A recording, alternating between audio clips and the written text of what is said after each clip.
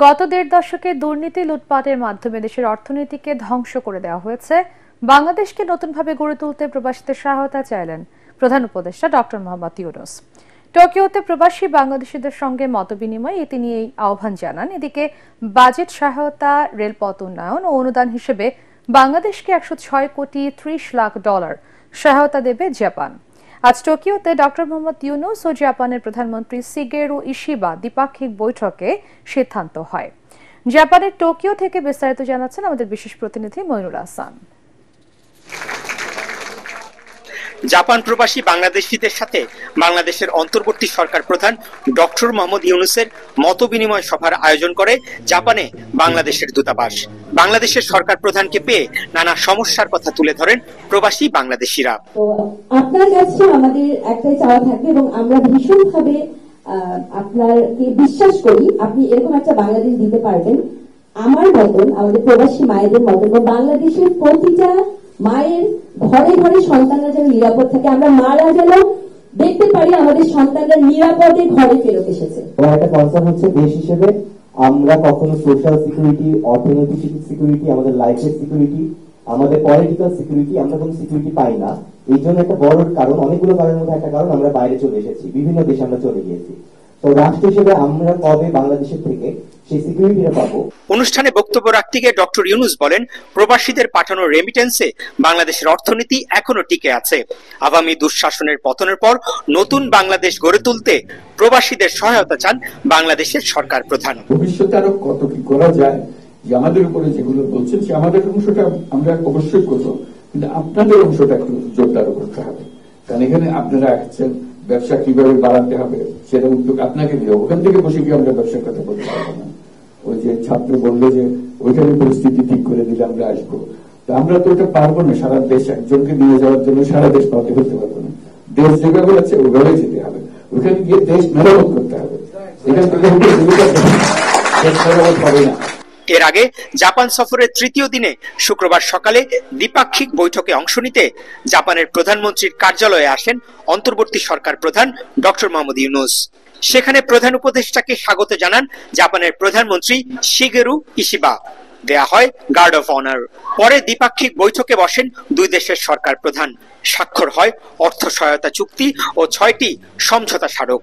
দ্বিপাক্ষিক বৈঠকে বাজেট সহায়তা, রেলপথ উন্নয়নে বাংলাদেশকে $100 কোটি ঋণ সহায়তা দেওয়ার অনুমোদন দেয়া হয়। আমরা ওদের কাছ থেকে পাচ্ছি হচ্ছে 1.063 মানে $1 বিলিয়ন একটু বেশি আমরা ওদের কাছে পাচ্ছি।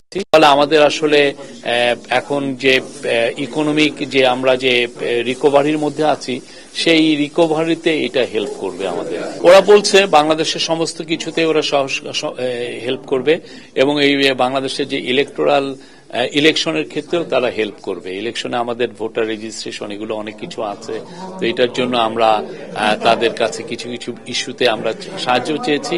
তারা জানিয়েছে যে তারা আমাদের পাশে থাকবে। পরে যৌথ বিবৃতিতে বলা হয়, জাপানের প্রধানমন্ত্রী ইশিবা ডক্টর ইউনূসের অন্তর্বর্তী সরকারের রাষ্ট্র গঠনের উদ্যোগ, সংস্কার প্রচেষ্টা ও শান্তিপূর্ণ রূপান্তরের অঙ্গীকারের প্রতি পূর্ণ সমর্থন ব্যক্ত করা হয়।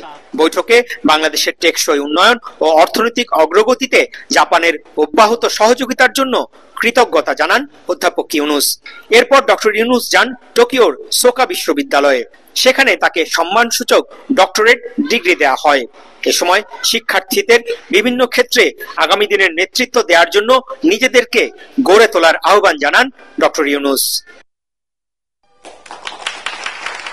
এছাড়াও এদিন বিভিন্ন সংস্থার প্রধান সহ গুরুত্বপূর্ণ ব্যক্তিদের সাথে বৈঠক করেন বাংলাদেশের সরকার প্রধান। নানা কারণে প্রধান উপদেষ্টার এই জাপান সফর অত্যন্ত গুরুত্বপূর্ণ।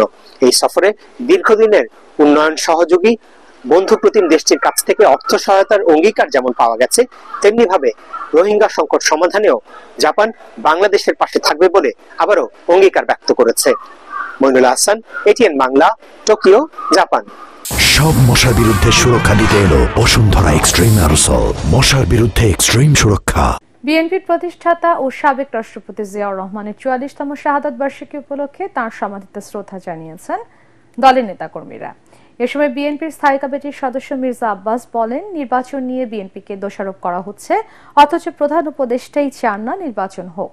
শুধু বিএনপি নয়, যুগপৎ আন্দোলনে থাকা প্রায় সব রাজনৈতিক দল ডিসেম্বরের মধ্যে ভোট চায় বলে দাবি করেছেন দলের আরেক নেতা সালাউদ্দিন আহমেদ। কামরুজ্জামান রাজীবের রিপোর্ট। বাংলাদেশের স্বাধীনতার সার্বভৌমত্বের প্রতীক। 1936 সালের 19 জানুয়ারি বগুড়ার গাবতলী উপজেলার বাগমারা গ্রামে জন্মগ্রহণ করেন জিয়াউর রহমান। গর্বের সাথে উচ্চারিত হবে জিয়াউর রহমান। স্বাধীনতার ঘোষণাপত্র পাঠ আর রণাঙ্গনে সাহসী ভূমিকা ইতিহাসে স্থান করে দেয় জিয়াউর রহমানকে। ক্রমবর্ধমানভাবে জনপ্রিয় এবং বাংলাদেশকে 1975 সালের 7 নভেম্বর সিপাহী জনতার বিপ্লবের মাধ্যমে রাষ্ট্র ক্ষমতার কেন্দ্রবিন্দুতে অধিষ্ঠিত হন জিয়া। 1981 সালের 30 মে চট্টগ্রাম সার্কিট হাউসে একদল বিপদগামী সৈনিকের হাতে নির্মমভাবে নিহত হন জিয়াউর রহমান। শহীদ জিয়া হত্যার বিচার হয়েছে কি? ইতিহাসের কাছে এই সব প্রশ্নের জবাবের প্রতীক্ষায় রইল বাংলাদেশ। তবে স্বল্প সময়ের রাজনৈতিক জীবনে বাংলাদেশ জাতীয়তাবাদী দল প্রতিষ্ঠার মাধ্যমে অসংখ্য অনুসারী রেখে গেছেন তিনি। তাই মৃত্যুর প্রায় 4.5 দশক পরও বৈরী আবহাওয়া উপেক্ষা করে তার সমাধিতে শ্রদ্ধা জানাতে হাজির অগণিত অনুসারী। এ সময় বিএনপির স্থায়ী কমিটির সদস্য মির্জা আব্বাস বলেন, গণতন্ত্র প্রতিষ্ঠার জন্য জনগণই নির্বাচন আদায় করে নেবে। এই ডিসেম্বরের কথা কিন্তু ইউনূস সাহেব স্বয়ং বলেছেন, আমরা বলি নাই, তারই প্রস্তাব। পরবর্তীতে তিনি শিফট করে চলে গেলেন জুন মাসে যদি নির্বাচনের কথা বলেন, এই নির্বাচন কখনো বাংলাদেশে হবে না। সুতরাং নির্বাচন যদি করতে হয় ডিসেম্বরের মধ্যে করতে হবে। মির্জা আব্বাস অভিযোগ করেন, অন্তর্বর্তী সরকার সংস্কারের কথা বলতে বলতে এখন নির্বাচন দেখতে চায় না। আজকাল এই সরকার কিছু বিদেশি লোককে আমদানি করেছেন দেশের সংস্কার করার জন্য। আবার এই সংস্কার করতে করতে এমন জায়গায় চলে গেছে যে তারা আজকে আর নির্বাচন দিতে চায় না। তিনি বললেন একটি দল নির্বাচন চায়, আর আমরা বলতে চাই একটি লোক নির্বাচন চায় না, সে হলো ইউনূস, উনি নির্বাচন চায় না। দিনটি উপলক্ষে রাজধানীর বিভিন্ন স্থানে অসহায় দরিদ্র মানুষের মধ্যে খাবার ও বস্ত্র বিতরণ করেন বিএনপি নেতারা। এ সময় নেতারা বলেন, পুরো জাতি নির্বাচনের জন্য অপেক্ষা করছে। প্রধান উপদেষ্টা কেন শুধু বিএনপিকে দোষারোপ করছে তা বোধগম্য নয়। সমগ্র জাতি একটি সুষ্ঠু, সুন্দর, নিরপেক্ষ নির্বাচনের জন্য অপেক্ষমান, এটা ওনার বোঝা উচিত এবং খুব শীঘ্রই একটি সুনির্দিষ্ট রোডম্যাপ প্রদান করবেন। আজকের বাংলাদেশের মানুষ স্বৈরাচারকে পতন ঘটিয়েছে, কিন্তু এখনো গণতন্ত্র পূর্ণ প্রতিষ্ঠা করতে পারে নাই। এই সরকার বলেছে যে জনগণের অধিকার ফিরিয়ে দেবে, তাদের প্রধান দায়িত্ব জনগণের অধিকারের মধ্যে ভোটের অধিকার প্রদান। কামরুজ্জামান রাজীব, এটিএন বাংলা, ঢাকা। গভীর নিম্নচাপটি লঘুচাপে পরিণত হওয়ায় সারা দেশে কমছে বৃষ্টিপাত। তবে আগামী রোববার পর্যন্ত মাঝারি ও ভারী বৃষ্টির আশঙ্কা রয়েছে বলে জানিয়েছে আবহাওয়া অফিস। চট্টগ্রাম, কক্সবাজার, মোংলা ও পায়রা সমুদ্র বন্দরে 3 নম্বর সতর্ক সংকেত বহাল রয়েছে। জোয়ারের পানিতে ডুবে মহেশখালীতে একজনের মৃত্যু হয়েছে। তবে আজ বৃষ্টি কম হওয়ায় ঢাকায় কমেছে দুর্ভোগ ও জলাবদ্ধতা। বিস্তারিত আদ্দিন সাজিবের রিপোর্টে। কখনো ঝেড়ে ঝেড়ে, কখনো ভারী বৃষ্টি, কারো কাছে স্বস্তির, আবার কারো দুশ্চিন্তার কারণ দুর্ভোগ জলাবদ্ধতা হলে। তবে ছুটির দিনের বৃষ্টি ভেজা সকালটা অনেকের কাছেই ছিল আনন্দের। বৃষ্টিটা এত ভালো লাগে যে অনেক ভালো লাগে। কি ভালো লাগে বাসায় বসে বসে দেখতে, কিন্তু বের হতে ভালো লাগে না। বঙ্গোপসাগরে সৃষ্ট গভীর নিম্নচাপটি এখন স্থল নিম্নচাপ হওয়ায় পরিস্থিতির উন্নতি হয়েছে। সারা দেশেই কমেছে বৃষ্টি। বৃহস্পতিবারের ভারী বৃষ্টিতে যে জলজট হয়েছে তাও কেটে যাচ্ছে। ঢাকা ও আশপাশের এলাকায় এখন হালকা ও মাঝারি ধরনের বৃষ্টি হচ্ছে। কয়েকদিন যে খরা গেছে তাতে বৃষ্টিগুলো খুব ভালো লাগতেছে। ঠান্ডা লাগবে, যারা মনে হয় যে ফিরে যায় এসি থাকে ওখানে বেশি টাস করে ঠান্ডা লাগবে। আমরা তো আর এসি মত থাকি না। আবহাওয়া অফিস বলছে নিম্নচাপটি এখন লঘুচাপে পরিণত হয়েছে। রোববার পর্যন্ত এমন পরিস্থিতি থাকতে পারে। ভারী ও মাঝারি বৃষ্টি হতে পারে ঢাকা, বরিশাল, চট্টগ্রাম সহ 6 বিভাগে। অন্য যে 2টো ডিভিশন বাকি আছে সেখানে ভারী বর্ষণ হতে পারে।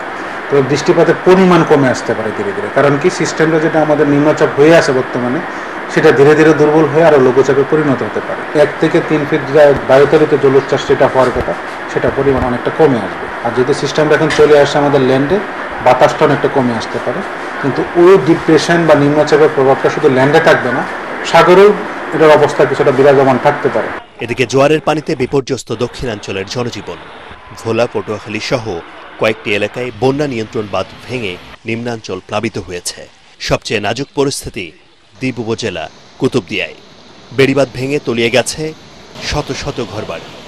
কক্সবাজার উপকূলের অন্তত 20টি গ্রাম প্লাবিত হয়েছে জোয়ারের পানিতে। পানিতে ডুবে মহেশখালীর কুতুব জমে এক ব্যক্তির মৃত্যু হয়েছে। ঝুঁকিপূর্ণ এলাকার বাসিন্দাদের নিরাপদ আশ্রয় নেয়ার পাশাপাশি সার্বিক সহায়তা দিতে কাজ করছে প্রশাসন। আদ্দিন সজীব, এটিএন বাংলা, ঢাকা।